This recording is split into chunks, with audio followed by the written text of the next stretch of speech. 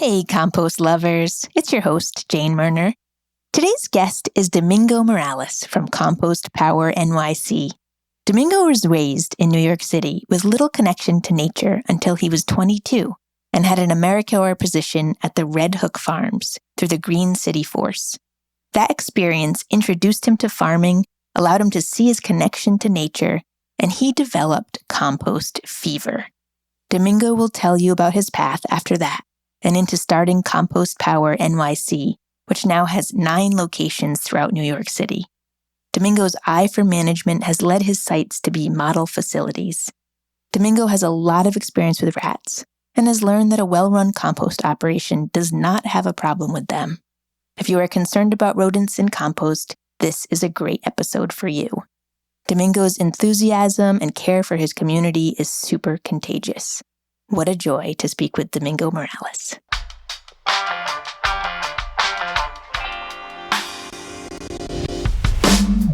Welcome to The Composter, a podcast for compost lovers.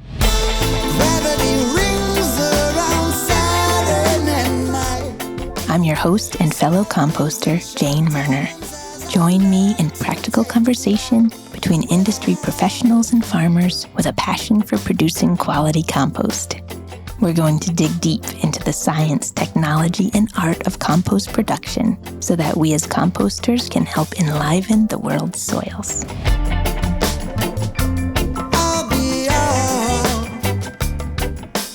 Plastic is a huge problem in the compost industry. The OSC Pack Pact is a collective action campaign that works to reduce single-use packaging in the natural products industry. We inspire innovators to minimize waste while raising consciousness about the environmental impact of our choices. We empower brands, packaging manufacturers, and consumers to take action. When you take the Pack Pact, you pledge to make progress around circular packaging. You'll also receive a discount code to shop select products from leading natural products brands that you love. Click the link in the show notes to join the Pack Pact.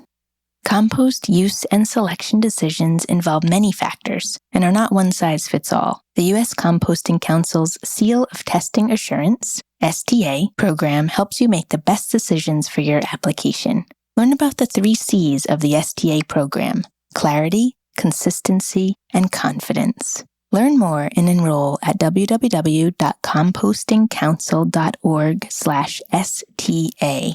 Enjoy the show. Well, Domingo, welcome to The Composter. I'm thrilled to talk to you today. Thank you. You're welcome. And we got to meet very briefly when we were in LA together at that amazing conference for environmentalists. And we got to speak a little bit, and I'm really excited today to dig in a little deeper and find out more about what you're doing, what motivates you, and talk about Compost Power NYC. So can you tell us more about yourself and how you got started in composting in New York City? Well, let me start with my name's Domingo Morales. I grew up in New York City, and growing up in New York City, I grew up in public housing, and I really didn't know much about sustainability growing up. And that's just because, my family, we were always trying to make sure there was food in the fridge. My mom always had odd jobs, and we really didn't have time to worry about sustainability. It just wasn't a thing. And in public housing, because I grew up in public housing, I was in these very unsustainable systems that I knew nothing about. So I kind of grew up not caring about sustainability because it just wasn't a focus in my culture.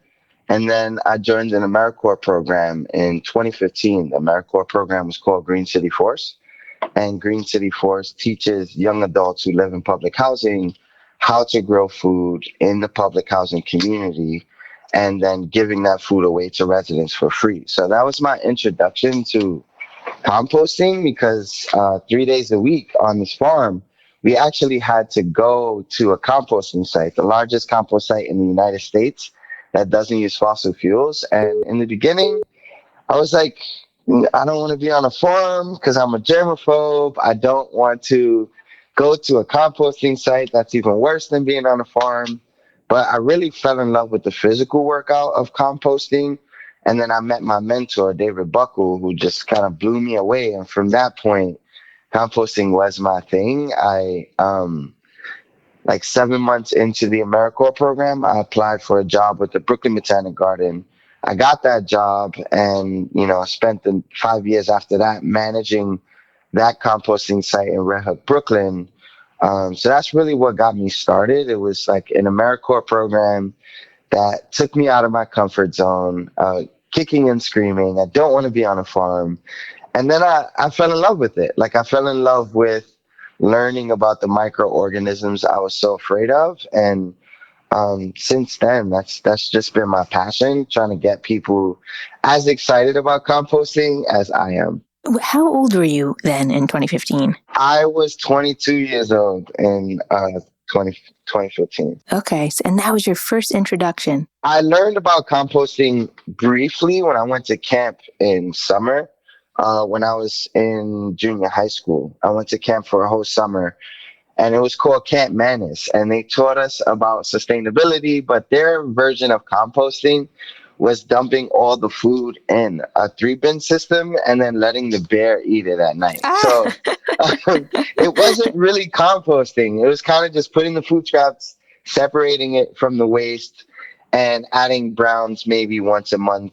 That was their version. So I got a little taste of it, but when I joined Green City Forest and then I met David Buckle out in Red Hook, that was my reintroduction. That was when I, started to learn the science, but also the need. Why compost in the first place? So it was exciting that as an adult, I was like learning things that I should have learned when I was a little bit younger. So it was my passion to learn it, to master it, but also to teach the next generation who comes behind me so they aren't 23 when they first learn about composting. And so when did you start Compost Power NYC? Yeah, so 5 years after working with the Brooklyn Botanic Garden, managing AmeriCorps members who came behind me and teaching them, 2020 hit and we were hit with COVID. And in 2020, the city decided to defund their composting operations. So the Red Hook compost site that I was managing was actually defunded. And because of that, my job was eliminated from the city's budget. So I was out of a job, and New York City was out of most of their composting operations. So there wasn't much composting happening. So I decided to start Compost Power in 2020 after I won the David Prize. So the David Prize is this. It's kind of modeled after the MacArthur Genius Award. It's $200,000 of no strings attached for anyone who has an idea that could change New York City for the better. So out of thousands of applicants every year, only 5 people win.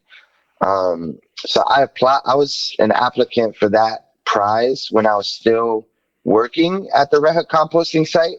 And then when I was laid off, I just didn't have the time to wait for the David Prize. So my idea was to build community compost sites in the public housing campuses. So actually bringing the compost site to them.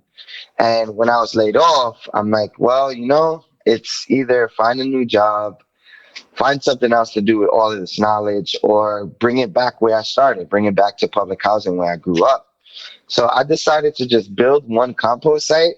And after building it, I took pictures, I took videos, and then I sent all of that material to the David Prize. And I said, hey, I know it's taking long. I know you guys have to figure out, you know, everything about the details with the grant, but I started the project anyway because I couldn't wait for you guys. Like I need to do something. I'm a restless person. So I sent that to them, and I ended up winning the David Prize a few months later, and that was kind of like the start of Compost Power. But in the beginning, I wanted it to be a compost gym. I wasn't trying to start a bunch of compost sites in public housing. I was just trying to build a compost gym, like a gym you can go to where you can work out and your energy isn't wasted. Um, but it's harnessed. So I was calling it motion with meaning. But when I was laid off and New York City kind of dubbed all of their community composting sites, I had to meet a need. I'm like, well, New York City doesn't have composting at all. So instead of creating something new, something like, a compost gym and trying to figure out the nuts and bolts, trying to figure out the kinks in that design, I decided to do what I did best, which is build community composting sites in the community. So I decided to build small composting sites that can process a lot. And by doing that, we were able to partner with AmeriCorps, partner with Green City Force, the organization that gave me my introduction.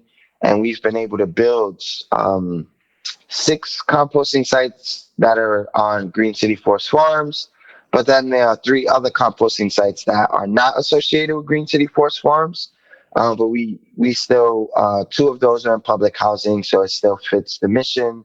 And then one of them is a medium scale site on the waterfront in Brooklyn. And we use that site to train all of the staff that we have, which are all Green City Forest graduates and public housing residents. Okay, so where was the first site that you started? The first site that we built is in Canarsie, Brooklyn. It's at Bayview Houses Farm.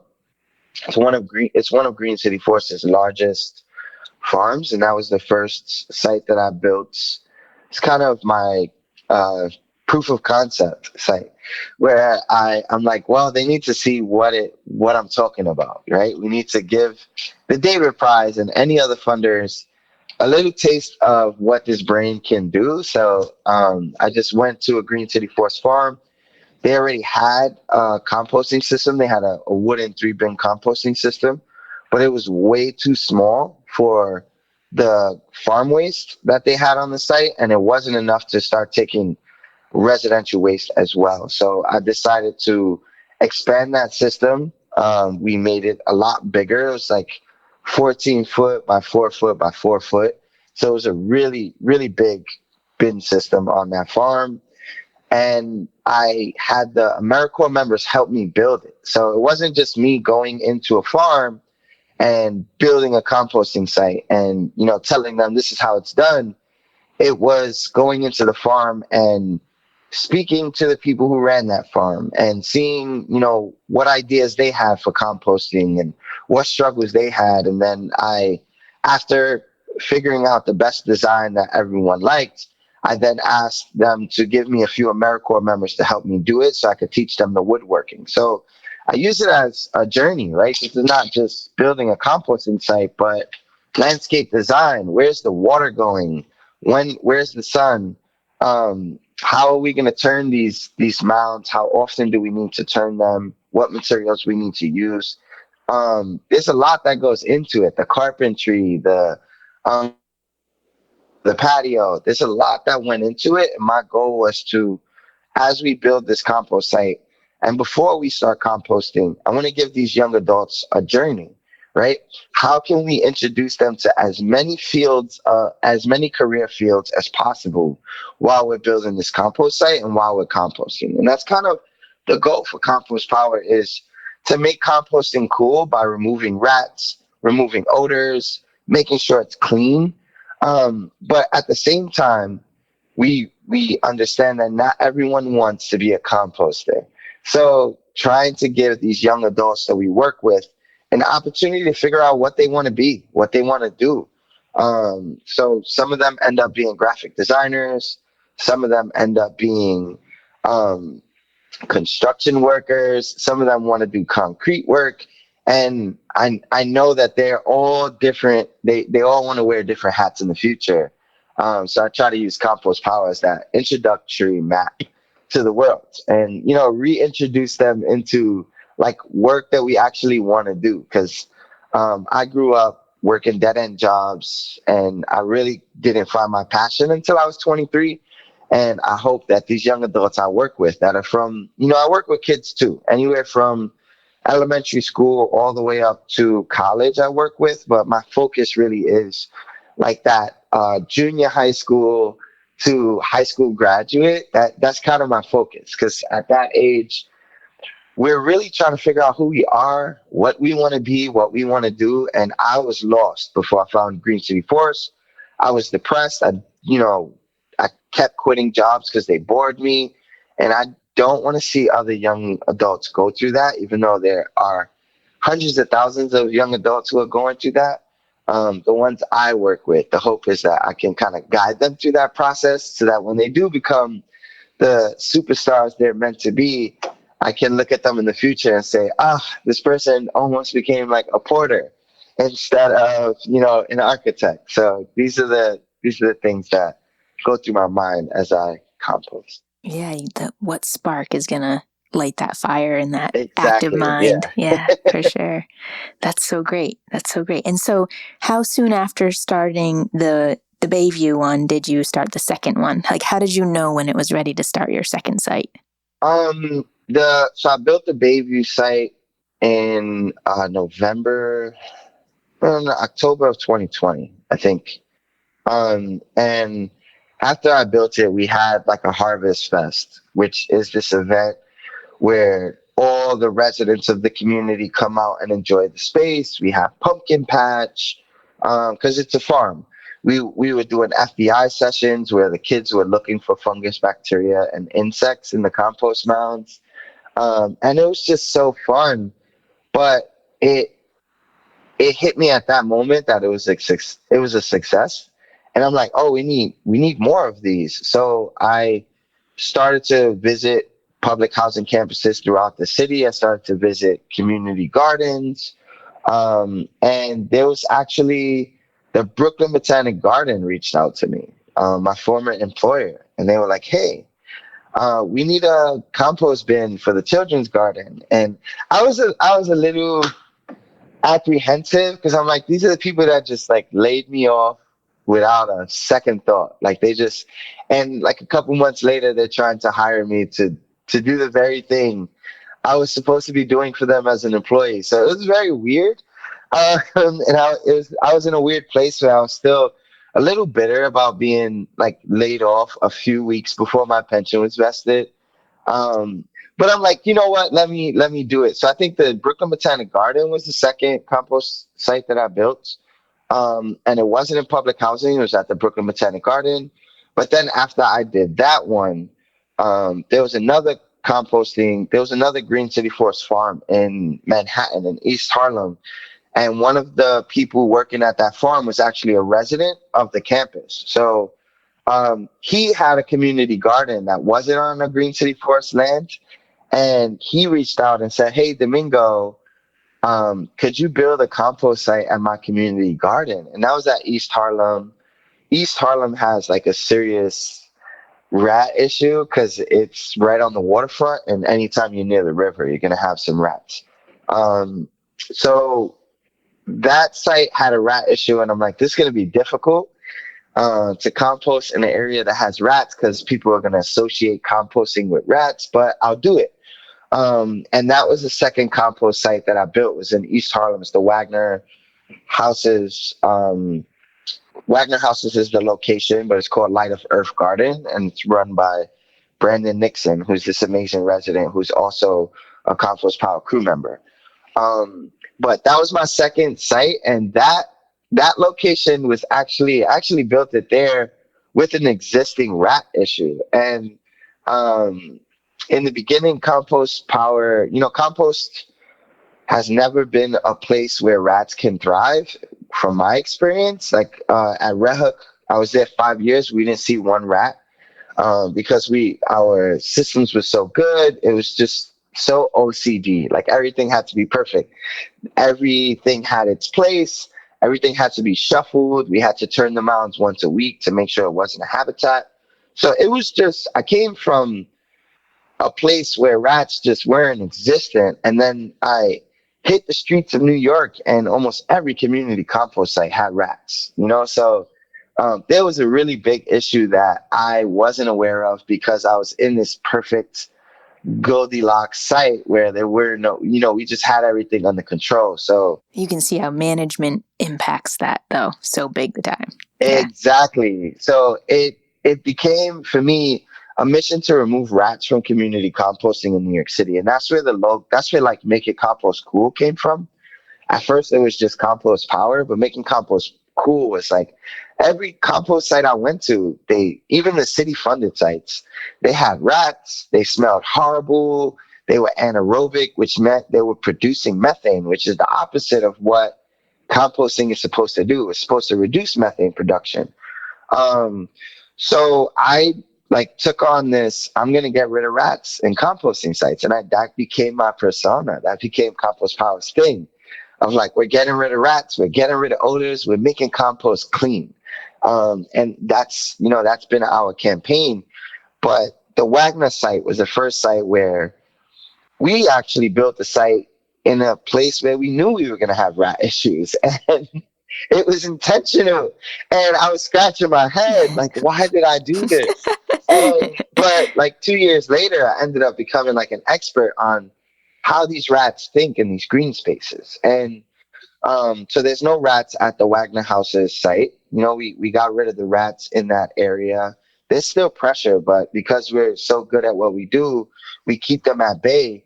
And we were able to use the success at Wagner to kind of eliminate rats at all the composting sites that we have. So we have no rats in the composting sites we have. They're in the community. They're running around because we still haven't got to 100% of organic diversion, right? That 100% of residents still aren't sold on this idea. So we still have a lot of work to do. But we're able to eliminate rodent pressure in these composting sites.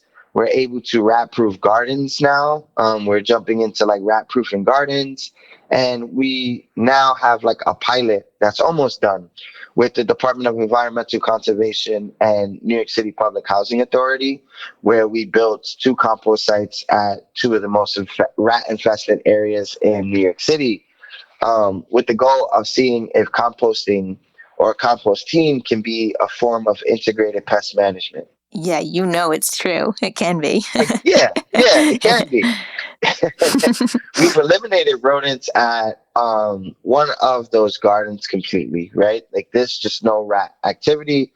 And then one of the other sites, we eliminated the rodent activity in the immediate vicinity, but as you travel further away from the compost site, you still see the rodent activity pick up. So, we've made a case that wherever we have our land stewards, that's what I call our compost crew members, because they not only compost, but they prune gardens, they collect rat tunnels, they keep track of rodent activity.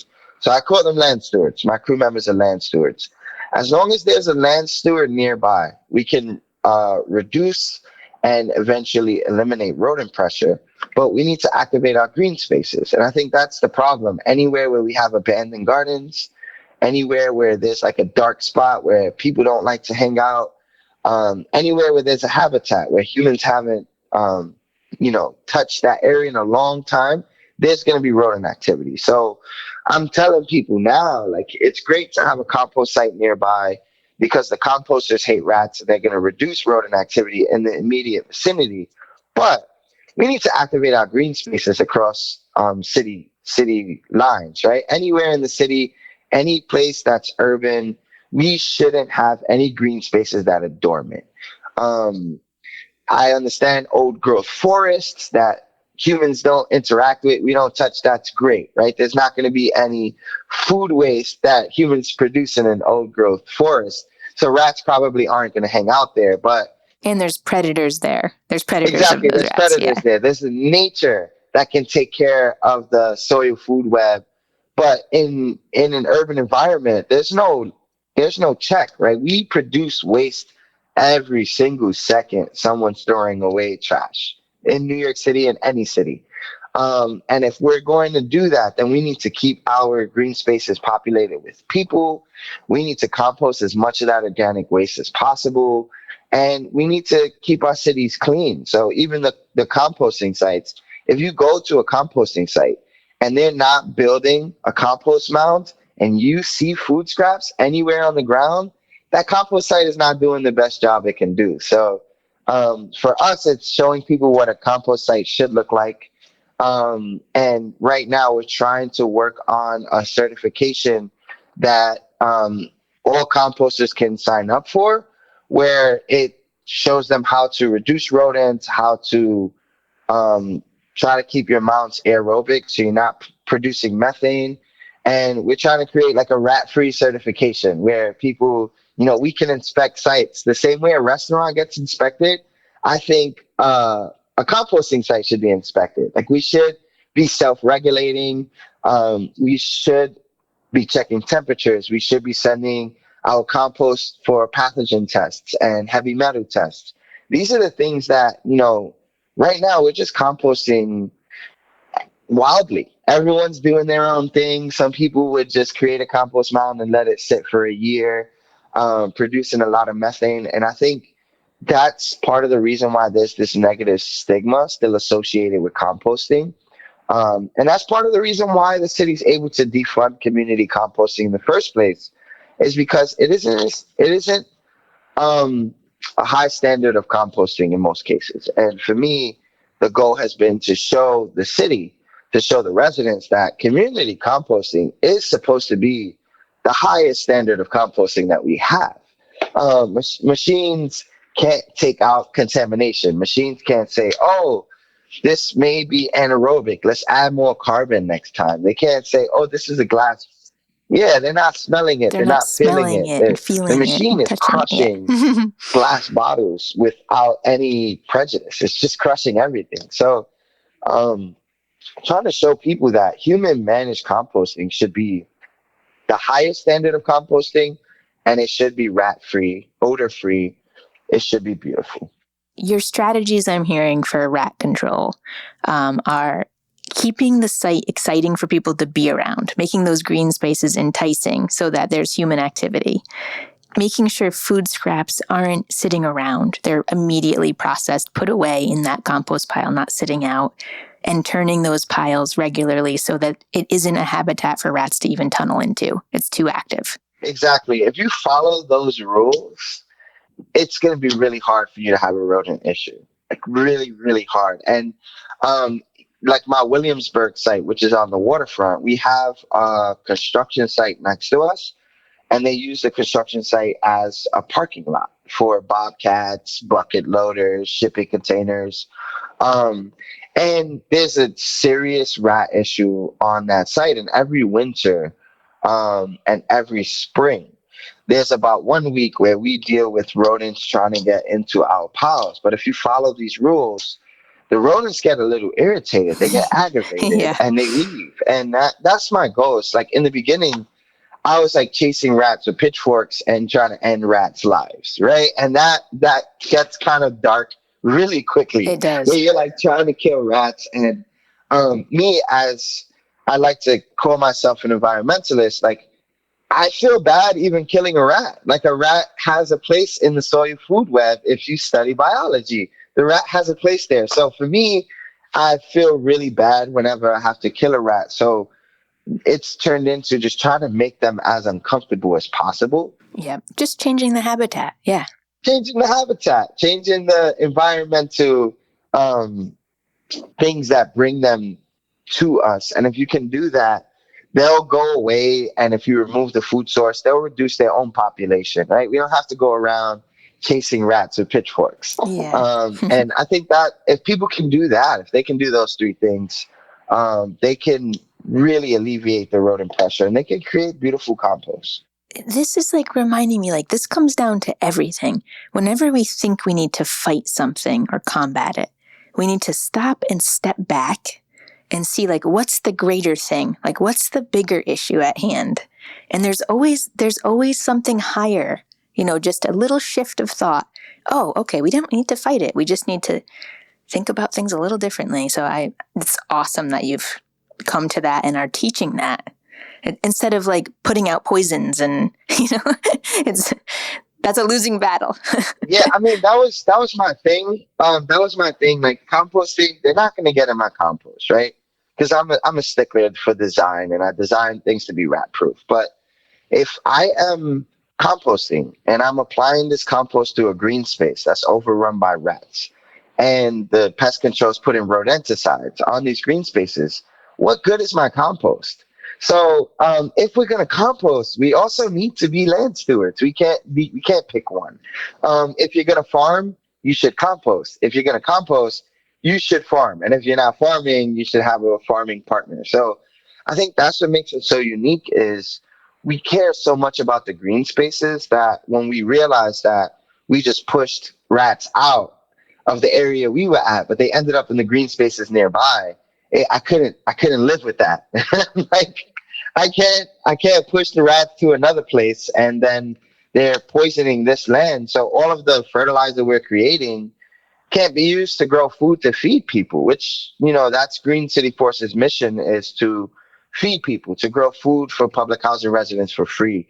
And I partnered with Green City Force. So for me, it's like, we can't feed people and then um, not know whether or not there may be a rat issue. No, we need to get rid of these rats. So I think when you start to think of these spaces, or think about communities in a holistic manner, then you can't really let any issues go, past your point of view. So I like to tell people I'm just a think tank, because when I'm walking through the community, I'm just constantly thinking about things that could, solve issues, like where are the kids going to play? Why aren't the sprinklers on? Like, so I grew up in public housing, and because I serve public housing, I take every issue very personally.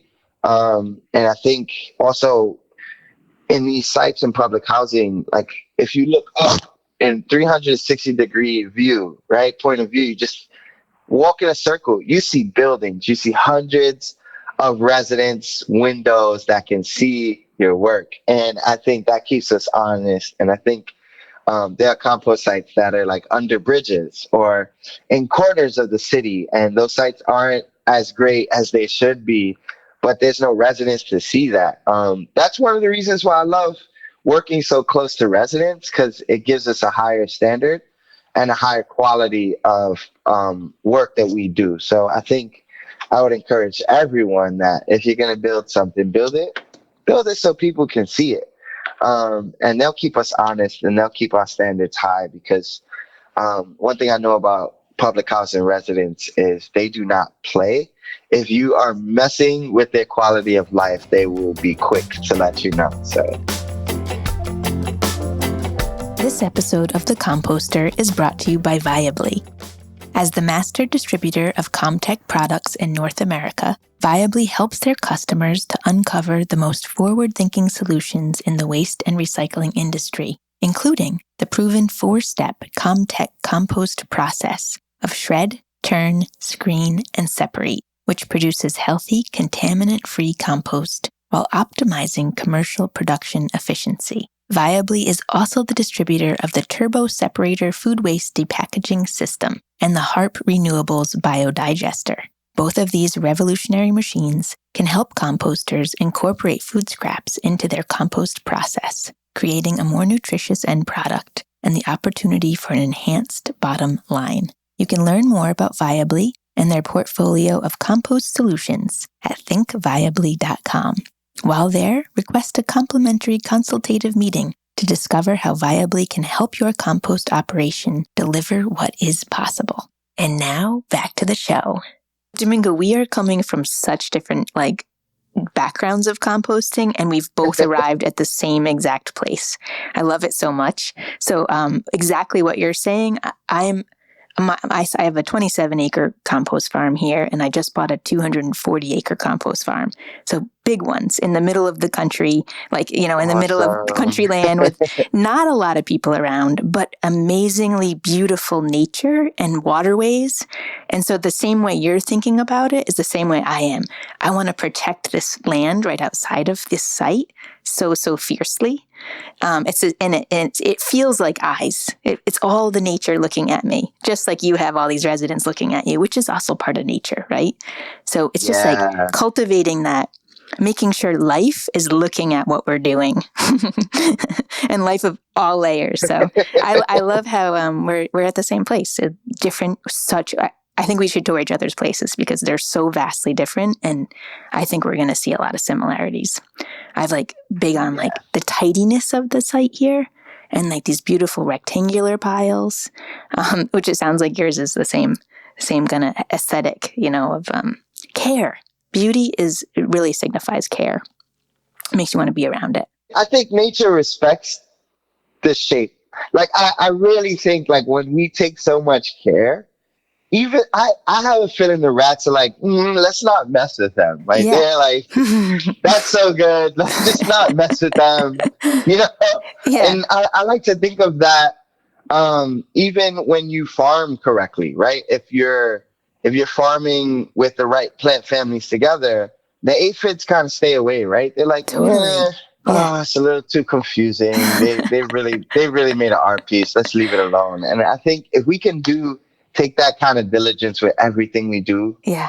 we'd have a better world. We'd have a much better world. And I bet there's a science to it in what you're saying. So like I know in the farm fields when the plants are stressed because things are disorganized, they attract the aphids because the aphids are attracted to the stress, the hormones, the Exactly. chemicals being Yeah. released. Yep. And I feel like it's similar. Like if there's a stress on the land, the rats are like, oh, they're probably doing something to help with that stress in some way that we don't even understand. Like there's probably a science to it, but similar with in farming, there's been a lot of Yeah. research about that. But yeah, Yep. it's neat. It all comes down to that care and that quality. That's awesome. Yep. All right, so you answered my question about rats without me asking the question. And I think that you've touched on this a lot, but a lot of our listeners are actually, they run large scale facilities. That's how Yeah. this podcast started out. But what lessons from like community scale sites like yours can be applied to these large scale operations? Because there's a lot of overlap and we need to be like, I want this cohesiveness of quality and care and at all the scales. So I don't know. What do you think? So with small scale sites, what we do best is our initial builds, right? Our initial processing, especially with human powered sites, we're removing as much contamination as possible. We're also chopping everything, right? So large industrial sites, I think the larger they get, the more things they miss in the beginning, right? Like if you have a large scale site, you're probably not chopping everything because you're like, well, my window turner is gonna chop this when it turns it, or my bucket loader will get it, or it's gonna burst. But I think like large sites, the first step, like the first initial build when material comes in, when the feedstock hits your site and you have to process it, I think that should be the longest process. That should be the most time on a large scale site. If you take much diligence with the feedstock in the beginning, you chop everything up, you remove glass, you remove plastic, before you even touch it with a window turner, like you try and decontaminate that material, then it's going to reduce the amount of methane you're producing. It's going to reduce the odors if you break through the skin of the organic material. I just feel like large scale sites, they're just so big sometimes that they forget about the small things, the little details that community composters pay attention to. And that's why there's such a difference in end product, right? You'll have an acidic end product, or you'll have shards of glass or shards of plastic that you're like, oh, I need to sift this to get rid of all this plastic. I feel like if these large scale sites kind of slow it down in the beginning, that first stage of building it, and then so take a lot of diligence in the beginning building it, and then trying to turn these mounds as often as possible. I know on these large scale sites they only turn these mounds once every 3 weeks, once every month sometimes, because they have these large window turners and they believe that the material can sit there and it's good for the biology. But I think for these large scale sites that are mechanized, turning these mounds at least every 2 weeks would make a big difference in the end product. And then at the end, um, try and decontaminate the material at the end as well, because we get compost from mechanized sites, and seeing glass, seeing plastic, it just makes residents not want to use it. There was one batch of compost I got from a large scale site that the glass was so there was so much glass that the kids couldn't work with the compost, and that was an injustice to the kids. We were like, oh, this is bad. So I think for them, the same rules apply.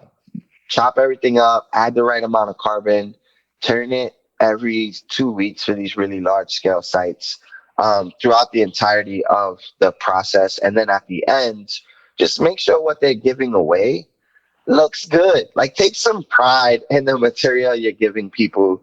Um, and I think that would help them go a long way. But it's really just the same thing. Take pride in your work. It sounds like something you touched on earlier would help a lot is the connection back to farming. So I think a lot of the large scale facilities are more run by people with a waste management background, Yeah. not with an Yep. eye towards, oh, this is meant to grow food. Or, so what would you want to use to grow food? So I'm in a unique position where I run a large scale operation, but I also run a farm. And so I want to make sure my product is something I want to use on my farm.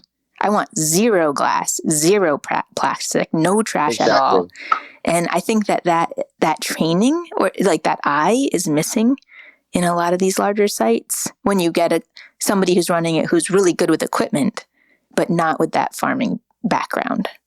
So Yeah, how do we tie that in? Like there needs to be growing, like, because there's I lots mean, of different they could right have ways a to make compost. yeah.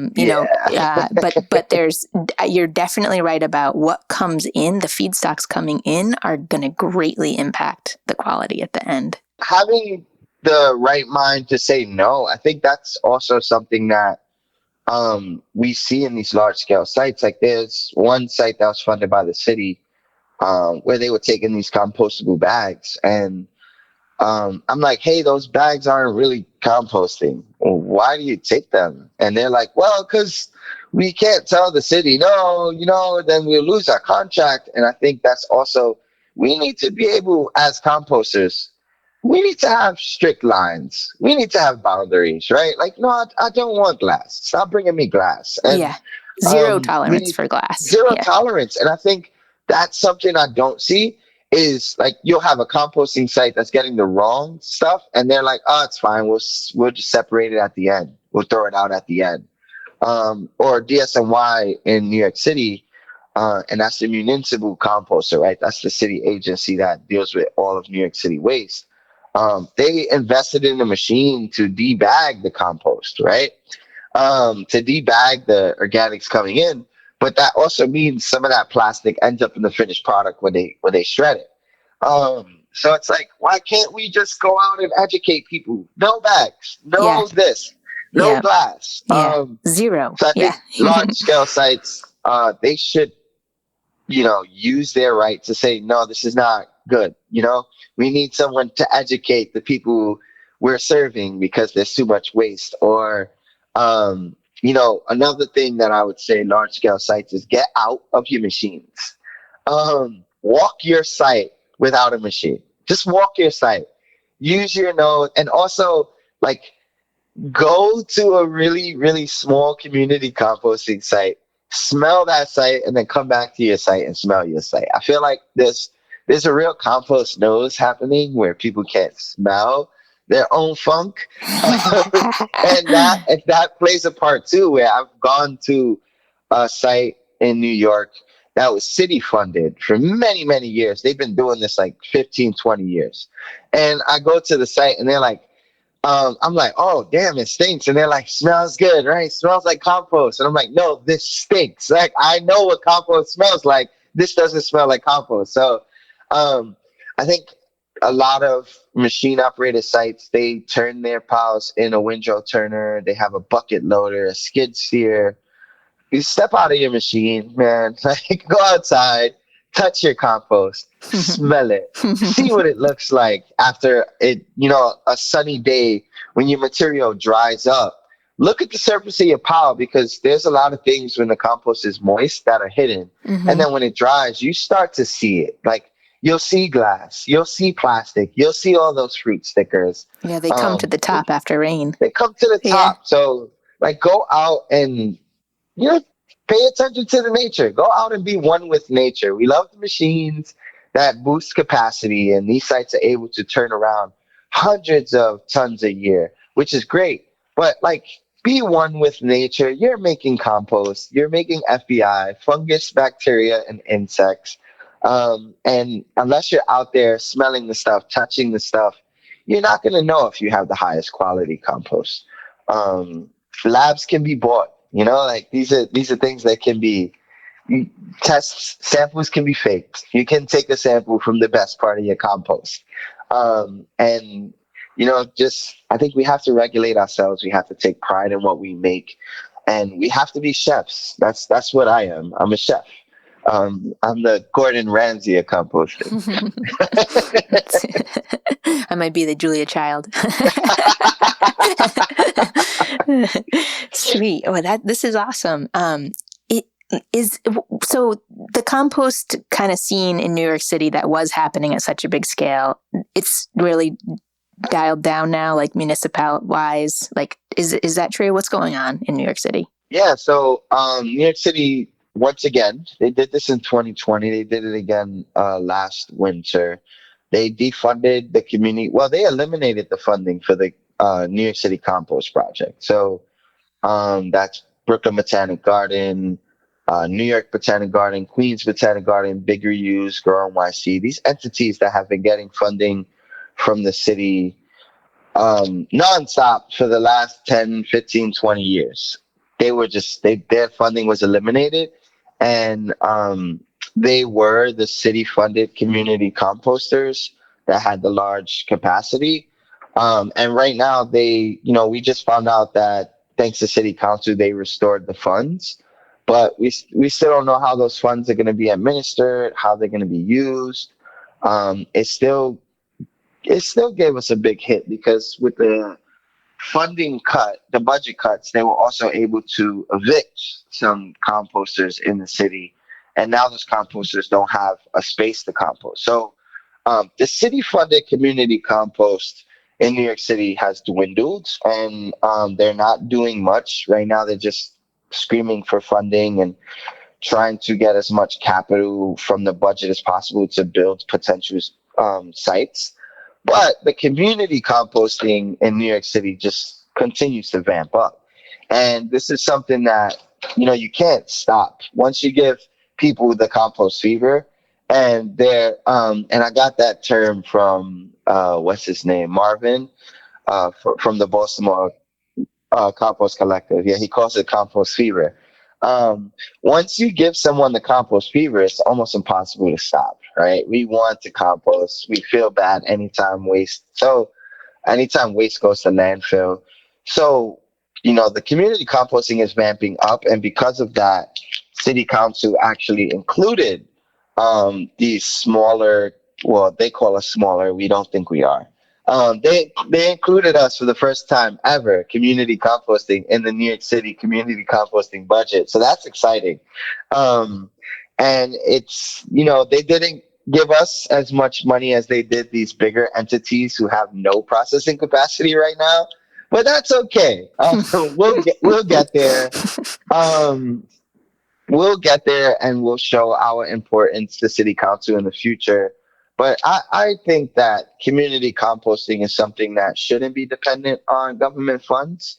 I think it's great that government supports it. I think there is a place for that. But we got to a point where the government was dictating what community composting was and trying to create the language for it. So I think um, we also need to focus on grassroots organizations that can make it without city funding, because that's how we're going to make sure we keep community composting alive. It's not going to be with government. Government is not going to, because government shuts down. Government has budget crisis. It We have changes every few pandemics. years. It Yeah. changes every few years. Right now with the presidential election, you have people that are afraid, like what happens if we change, presidents, what's going to happen? But the uncertainty of government funding is a reason why we need community grassroots efforts Yeah, the at all grassroots stuff. times. The grassroots stuff is true freedom. That's what we really need. Yeah. Exactly. And it's like you have these entities who every year they fight for their funding, and they're like, we need community composting, we need this. And they asked me, like, Domingo, how have you done it? Like, how have you not shut down your operation since 2020? And for me, it's because it's not an option. It's just like, for the city, it's an option, and that's the difference. For the city, it's an option. For them, it's like, well, we need to cut this off. For me, it's just not an option. It's not. Why would I do that? We're gonna make it happen. If I have to volunteer to manage these 9 sites until we get funding back, I'm gonna do it. Um, so that's the energy I bring to this. It's like I'm doing it because It's not even a choice when you have that fever. it's not Yeah, a choice. There's no choice. That's like someone asking you why you shower every day. Like what? And like for me, it's breathing. Composting is breathing.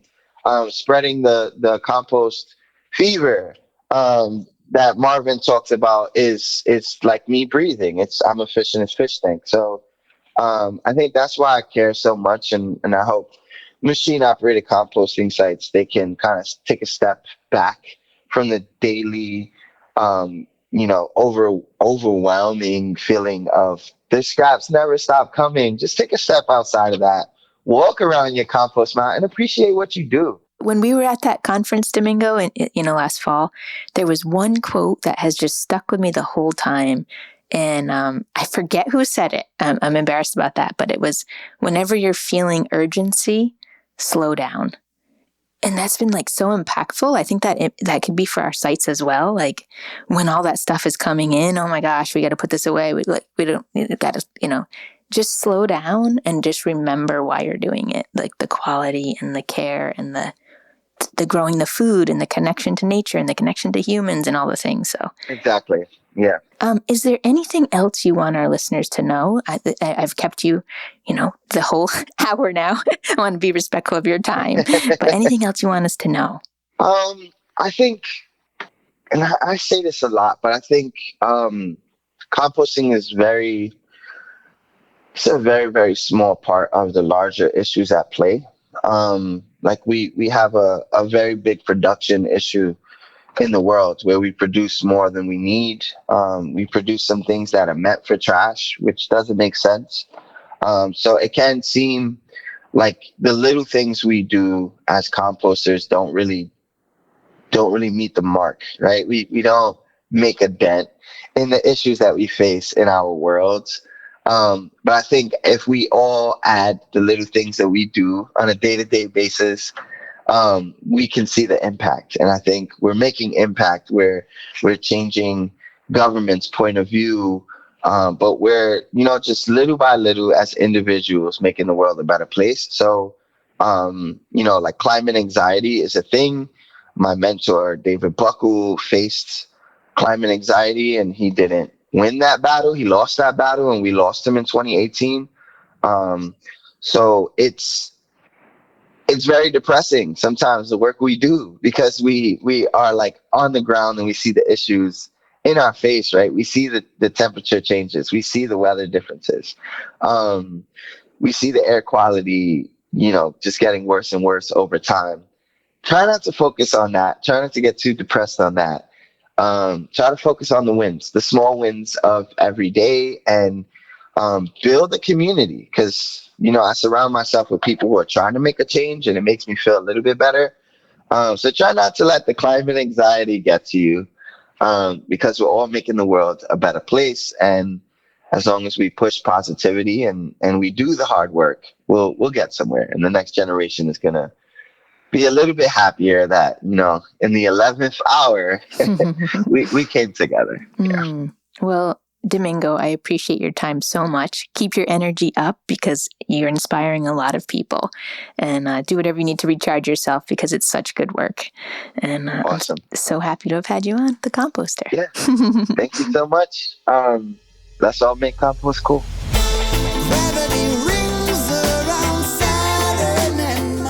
I'm energized. Are you? If you want to learn more about Domingo and Compost Power NYC, check out compostpowernyc.org. So much gratitude to Domingo for making compost so cool, to no-till growers for generously producing this podcast, and to Soulshot for providing the music in the intro. Check them out at soulshot.net. If you have ideas for me or questions, you can email me at info@earthcarefarm.com. And so much appreciation for all of you listening. You guys are the compost love behind all of this.